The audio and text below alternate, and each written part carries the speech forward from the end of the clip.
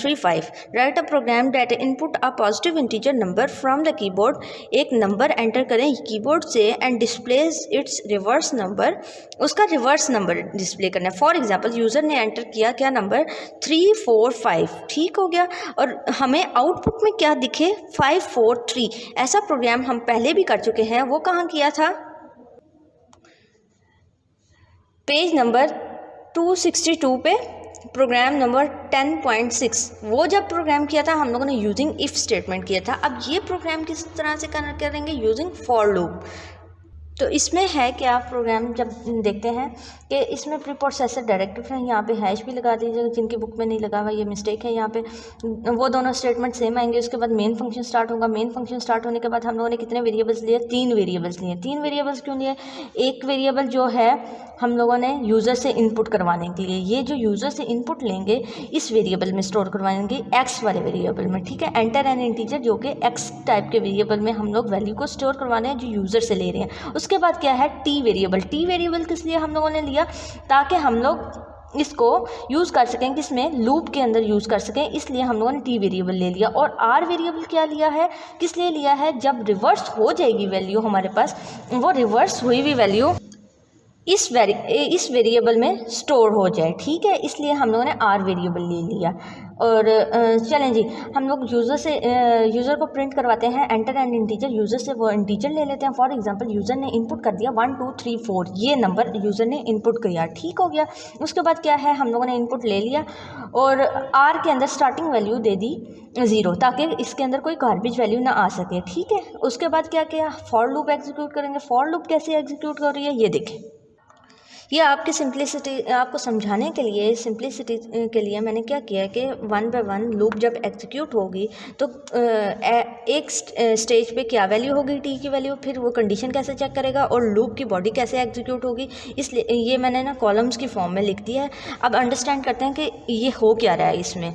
सबसे पहले क्या है, एक्स की वैल्यू जो है, एक्स की वैल्यू जो यूज़र से मैंने ली थी वो वैल्यू मैंने किस में डाल दी, टी में डाल दी, ठीक है। और क्या किया कि कंडीशन लगाई कि टी की वैल्यू जब तक 0 नहीं हो जाती ये लूप चलती रहे, ये लूप एग्जीक्यूट करती रहे जब तक कि टी की वैल्यू 0 नहीं हो जाती। अब उसके बाद क्या है, कंडीशन जो इंक्रीमेंट या डिक्रीमेंट लगा रहे हैं उसकी जगह पे हम लोगों ने आज से पहले जो भी प्रोग्राम किए थे उसमें हम लोग प्लस प्लस या माइनस कर रहे थे, या 2 का इंक्रीमेंट मैक्सिमम दे रहे थे, या 3 का इंक्रीमेंट दे रहे थे। बेटा इसमें जब हम लोगों ने इंक्रीमेंट या डिक्रीमेंट करना है, इसमें हम लोग ये कंडीशन भी लगा सकते हैं कि हम लोग डिवाइड भी कर सकते हैं वैल्यू को, ठीक है। ये इसमें भी क्या है कि वैल्यू डिक्रीमेंट ही होगी, यानी कि वैल्यू कम ही होगी। उसके बाद जो लूप की बॉडी है, लूप की बॉडी में एक ही स्टेटमेंट लिखी हुई है, वो कौन सी स्टेटमेंट है, r = 10 multiply by r plus T modulus. ये मॉड ऑपरेटर है जो कि आपको आंसर क्या देता है, रिमाइंडर देता है, मॉडुलस 10। अब स्टार्टिंग में क्या है, टी की वैल्यू क्या हो जाएगी 1 2 3 4, क्योंकि जो हम लोगों ने यूज़र से इनपुट करवाई थी वो वैल्यू हम लोगों ने टी को दे दी, टी ने वो वैल्यू बारो कर ली। उसके बाद क्या, कंडीशन चेक होगी। कंडीशन क्या है, T is not equal to 0, यानी कि टी की वैल्यू जब तक 0 नहीं हो जाती। 1 2 3 4 इज़ नॉट इक्वल टू 0, ये आपको पता है कि 1 2 3 4 0 के इक्वल नहीं है। कंडीशन ट्रू है, कंडीशन ट्रू है तो उसके बाद स्टार्टिंग में आर की वैल्यू क्या थी, 0 थी।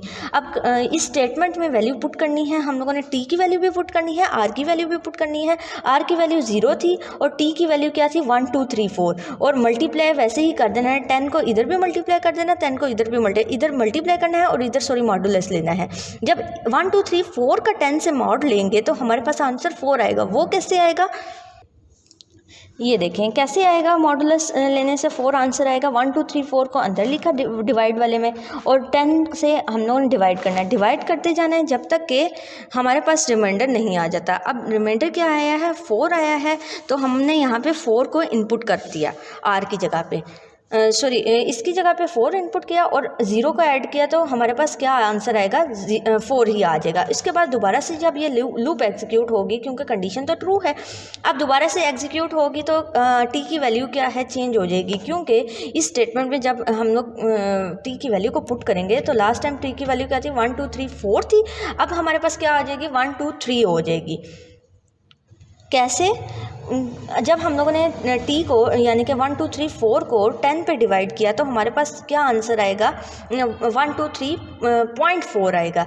डिवाइड करके आप लोग देख लें, कैलकुलेटर पे बेशक देख लें, तो 0.4 क्या है, कट जाएगा। क्यों कटेगा कि हमारे पास जो आंसर आना था वो इंटीजर टाइप का आना चाहिए था। तो इंटीजर टाइप के लिए क्या होगा कि जो पॉइंट वाली वैल्यू है वो आपकी कट की, तो आपके पास टी की वैल्यू क्या आ गई 1 2 3 1 2 3 आई, तो वो कंडीशन में चेक करेंगे कि ये इक्वल है, आया कि 1 2 3 0 के इक्वल है, दैट इज़ नॉट ट्रू। ठीक है, जो कि 0 के इक्वल नहीं है, तो कंडीशन हमारे पास क्या होगी, ट्रू होगी, क्योंकि नॉट इक्वल लगा हुआ है। अगर तो इक्वल लिखा होता फिर हम लोग यहाँ पे फॉल्स कर देते। अच्छा, उसके बाद क्या है, आर की इसी स्टेटमेंट में जो ये हमारे पास स्टेटमेंट थी, इसमें वैल्यू पुट करेंगे। क्या वैल्यू पुट करेंगे, लास्ट टाइम आर की वैल्यू क्या हो गई थी, हमारे पास 4 हो गई थी। 4 को हम लोगों ने आर की जगह पे पुट कर दिया, यहाँ पे इस जगह पे पुट कर दिया। उसके बाद ऐड क्या किया, 1 2 3 मॉडुलस 10। ठीक है, 1 2 3 कहाँ से आया, ये टी की वैल्यू है, ये देखो बेटा। ठीक है, टी की वैल्यू जो है हम लोगों ने लास्ट टाइम कैलकुलेट की थी, 1 2 3 हो गई थी। 1 2 3 हम लोगों ने पुट की, उसको डिवाइड किया 10 से, मॉड लिया, उसका मॉड लिया 10 से। मॉड जब लेंगे तो आंसर हमारे पास 3 आ जाएगा।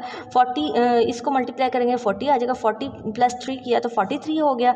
आर की वैल्यू हमारे पास क्या होगी, 43 होगी। अब दोबारा से जब ये लूप एग्जीक्यूट होगी, क्या होगा कि कंडीशन चेक होगी, कंडीशन इज़ ट्रू। ठीक है, और दोबारा से ये टी की वैल्यू में अपडेशन होगी। टी की वैल्यू अपडेट होगी, कैसे होगी कि 12.3 आएगा, पॉइंट वाली वैल्यू कट जाएगी, तो आपके पास क्या आंसर रह जाएगा, 12, क्योंकि टी की जो डाटा टाइप है वो इंट है। अब कंडीशन दोबारा से चेक होगी, 12 is not equal to 0, that is true. तो हम लोग क्या करेंगे, इसी स्टेटमेंट में दोबारा से वैल्यू पुट करेंगे, 10 मल्टीप्लाई बाय 43 जो लास्ट टाइम आर की वैल्यू थी वो पुट की, प्लस 12 मल्टीप्लाई बाय 10। 12 कहाँ से आया, टी की वैल्यू। ठीक हो गया, टी की वैल्यू को पुट कर दिया, और इसको मल्टीप्लाई करने से हमारे पास मल्टीप्लाई और मॉडुलस करने से हमारे पास आंसर क्या आया, 430 आया। ये मल्टीप्लाई करने से और ऐड क्या किया 2, क्योंकि 12 का जब 10 से मॉडुलस लेते हैं तो ये देखें कि आपके पास 12 का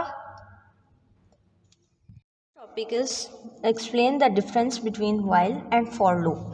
फॉर लूप और वाइल के बीच में डिफरेंस क्या होता है।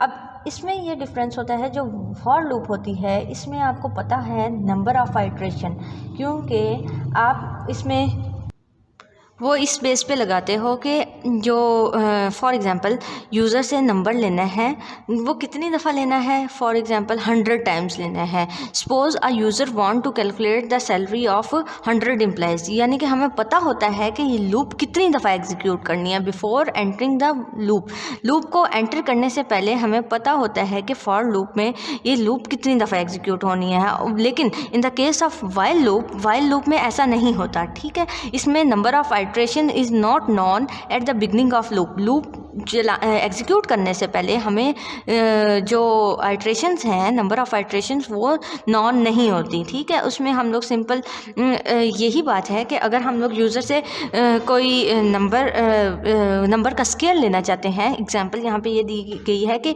अगर यूज़र से कोई नंबर इनपुट करवाया और उस नंबर का स्केल लेना चाहते हैं। ठीक है, स्केल तो कैलकुलेट हो जाएगा लूप को यूज़ करते हुए, और आपकी math.h के फंक्शन, पावर फंक्शन को यूज़ करते हुए, लेकिन उस स्केयर को कितनी दफ़ा लेना है ये तो आपके यूज़र पे डिपेंड करता है कि आपका यूज़र अगर उस स्केयर को बार बार लेना चाहता है, अगर वो यस कहता है तो क्या हो कि दोबारा से लूप एग्जीक्यूट हो जाए। अगर वो जब तक यस कहता रहता है तब तक ये लूप एग्जीक्यूट होते हैं। अब तो ये बात तो यूज़र पे है कि वो कितनी दफ़ा यस कहता है, कितनी दफ़ा नो कहेगा। ठीक है, अगर तो यूज़र यस कहता रहे तो कोई नंबर एंटर करवाता रहे हमारा प्रोग्राम और स्केयर कैलकुलेट करता रहे। जैसे ही यूज़र क्या कहे नो, तो आपका प्रोग्राम टर्मिनेट हो जाए, आपकी वो लूप टर्मिनेट हो जाए। Next question is differentiate between counter control loop and sentinel control loop. अब आज से पहले जो भी प्रोग्राम किए हम लोगों ने, ज़्यादातर प्रोग्राम्स ऐसे थे जिसके अंदर हम लोगों ने इस तरह की कंडीशंस लगाई थी, या तो n की वैल्यू <5 हो, या जब तक वैल्यू 1 से ग्रेटर नहीं हो जाती, इस तरह की कंडीशंस हम लोगों ने यूज़ की, <> वाली। ठीक है, जो <> जिसमें यूज़ किया जाता है, हम लोग उनको ज़्यादातर क्या कहते हैं, काउंटर कंट्रोल लूप। इतनी दफ़ा ये एग्जीक्यूट होनी होती हैं। ठीक है, ये डिपेंड करती हैं किसी वेरिएबल की वैल्यू पे। इनके उसकी फॉर एग्जांपल n की वैल्यू जब तक के 5 से कम रहेगी तब तक ये लूप एग्जीक्यूट करेगी। जैसे ही n की वैल्यू ज़्यादा होगी 5 से, यानी कि 6 हो जाएगी, तो ये लूप टर्मिनेट कर जाए। The value of counter variable is incremented और decremented each time the body of loop is executed. अब इस वेरिएबल में क्या होता है कि हर दफ़ा हम लोग इस नंबर को या तो डिक्रीमेंट करते हैं या इंक्रीमेंट करते हैं। ये भी याद रखिएगा, जो काउंटर कंट्रोल लूप होती है इसमें वैल्यू को डिक्रीमेंट या इंक्रीमेंट करते हैं।